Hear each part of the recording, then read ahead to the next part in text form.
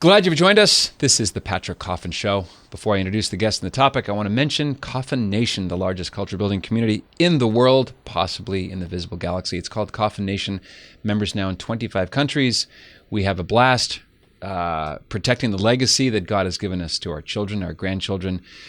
So if you're interested in doing things more than watching the cultural spiral down the drain, check out coffinnation.com. Love to have you. The 3 levels of engagement. We have live webinars. We have commentary you won't see anywhere else, about anyone else, starting with the big someone, that would be Jesus, the King of all creation and culture. So go to coffinnation.com, find out about our closed Facebook group and our interactive forum. Lots more goodies besides. I'm going to tease up our annual conference this November, but it's just a tease. We'll just leave that as a placemat, all right? One benefit is that you get to finish the sentences of Catholics like you all over the world. So coffinnation.com.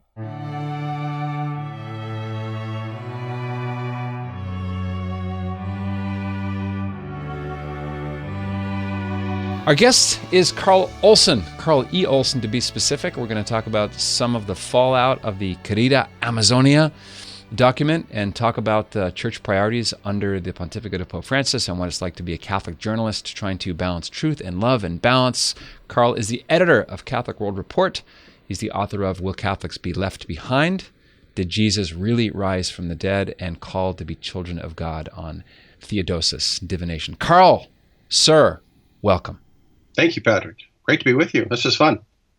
I was thinking, are all his been bugging books you for a while to get on this? You will be paid handsomely, sir, as agreed upon. I was thinking, are all Carl's books books that end with question marks? A question mark, that's right. Called to be the children of God?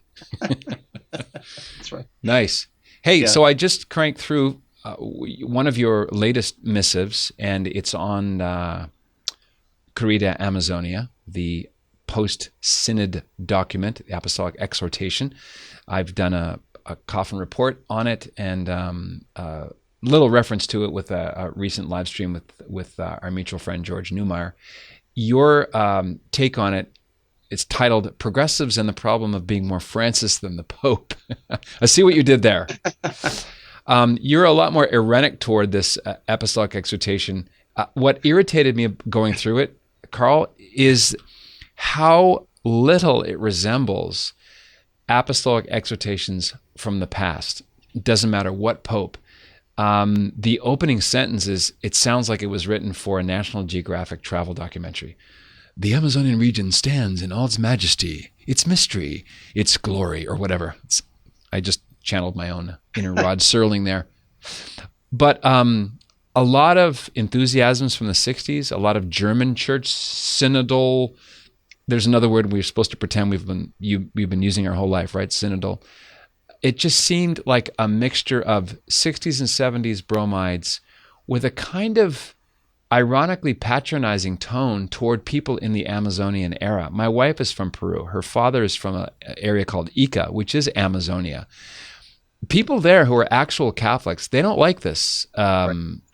Aristocratic German Zoniad lens. They don't like that someone paid for all those airfares from the middle of nowhere. It's not even clear if they were all from the Amazonian era, I should say. No, I guess area is the right word.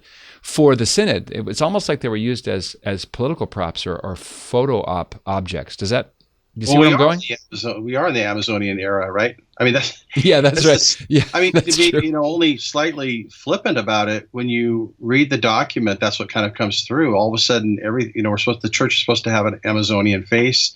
There's these big, broad strokes in that vein, and it's never really clear exactly what that means, because when there are specifics brought up, I just think, well, a lot of this is just stuff the church should always be.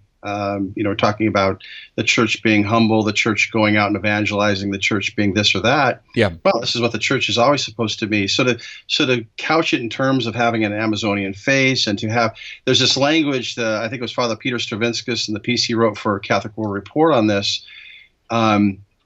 He saw, some positives, but he pointed out that there's kind of the sense of panentheism, not pantheism, but panentheism, which is more of a ambiguous type of pantheistic leaning and how it talks about the forest and the trees, and there's this attempt to be very poetic. And I think, to me, a lot of that attempt fails rather badly. It comes off as very forced.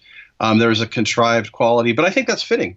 Hey, this is Patrick Coffin. If you like what you see and hear, and you want to see and hear more, consider joining Coffin Nation as a full member. Just click right here and find out more about what that means. Nipsey, my fedora. That's Coffin Nation, the world's largest online community of culture builders. Click right here. See you on the inside.